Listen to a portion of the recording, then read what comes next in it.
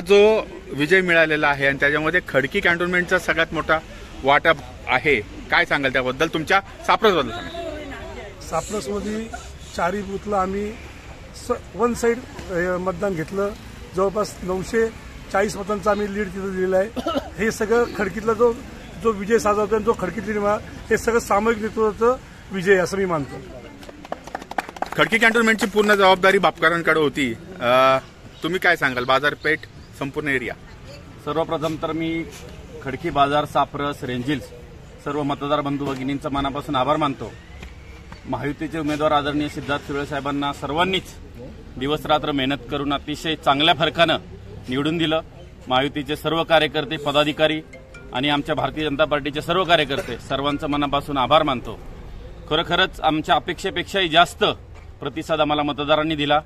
37,000च्या फरकानं आम्ही निवडून आलो आणि अपक्ष उमेदवाराचं डिपॉझिट देखील आम्ही जप्त केलेलं आहे. ही एक मोठी आमच्यासाठी जमेची बाजू आहे.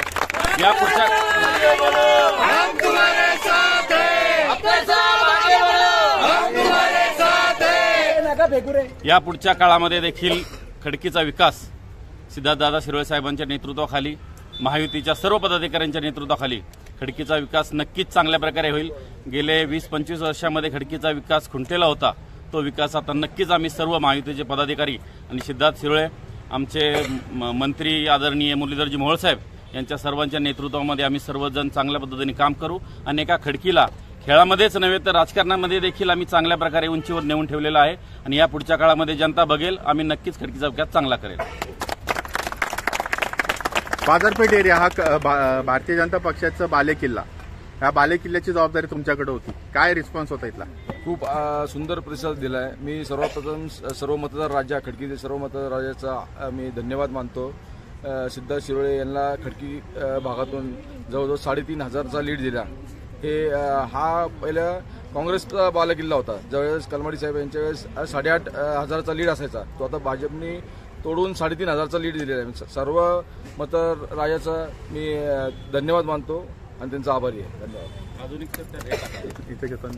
रेंजिलमध्ये हा दोन्ही कामगार एरिया आहे, तिथला प्रतिसाद कसा आहे? आणि दुसरी गोष्ट, लाडकी बहीण जी सगळ्यांनी आता डोक्यावर घेतलेली आहे, त्याच्याबद्दल काय सांगाल?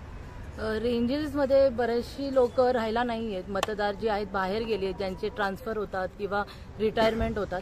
पण ह्यावेळेस आम्ही सर्वांना कॉन्टॅक्ट केला. आमच्या रेंजलची जी टीम होती, आमची जवळपास 200 कार्यकर्ते आमचे तिथे होते. सर्वांनी बाहेर गेलेल्या लोकांना कॉन्टॅक्ट केला. त्यांना बोलून घेऊन यायची जिम्मेदारी आमची त्यांनी ती घेतली होती. सर्वांनी आमचे ते मतदान जास्त झालंय बाहेरचं आणि तिथे स्थानिक लोकांचं पण मतदान चांगलं झालंय. प्रायव्हेटायझेशन जरी झालं असेल पण त्याचाही जास्त फरक नाही पडलाय, कारण की सिद्धार्थदादांनी तिथं लोकल लेवलवर बरंचसं काम केलं आहे. आणि हेच बोलून लाडकी बहीणचा तसं रेंजिलला काही जास्त फारसा फरक नाही पडला, कारण की ते गव्हर्नमेंट क्वार्टर्सची सगळी लोक आहेत आणि ते त्याचं हे घेऊ नाही शकत. पण खडकीमध्ये त्याचा नक्कीच बराचसा फरक पडलाय, कारण की स्लम एरिया असेल किंवा बरेचसे या जागेत आम्ही बरेचसे फॉर्म भरले आहेत आणि त्याचा नक्कीच प्रतिसाद चांगला झाला आहे. तुम्ही काय ते सांगत होता? यावेळेस भारतीय जनता पार्टीची शिवाजीनगर मतदारसंघामधून हॅट्रिक झालेली आहे. सलग 3 वेळा भारतीय जनता पार्टीचे उमेदवार या ठिकाणी विजयी झालेले आहेत. त्यामुळे नक्कीच आता हा कुणीही म्हणू शकत नाही की हा काँग्रेसचा बालेकिल्ला आहे, तर हा भाजपचा बालेकिल्ला नक्की आहे.